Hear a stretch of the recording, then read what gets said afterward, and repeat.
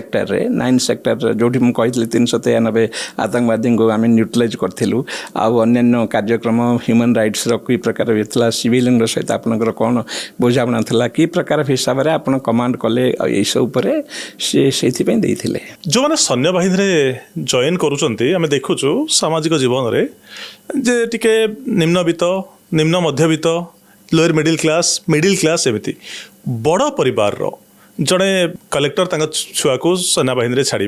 जड़े एसपी छुआ को सेना बाहिनी छाड़े जड़े मंत्री जड़े एमएलए छुआ को सेना बाहिनी माने जो माने समाज रे टिके प्रतिपत्तिशाली बड़ जगह अच्छी बड़ पोस्ट अच्छी से माने चाहते पुओ झी आईटी लाइन में जातु इंजीनियर हूँ डाक्तर हूँ कि सेना बाहिनी जातु एपर्यंत मानसिकता बदलनी कहीं रिस्क थाए बोली ना आउ कौन नहीं यहाँ आप जहाँ कहते सत्य कहते जे अधिकांश जो एफ्लुएंट पर्सन जे सम्रातशील को जहाँ किसी कहतु से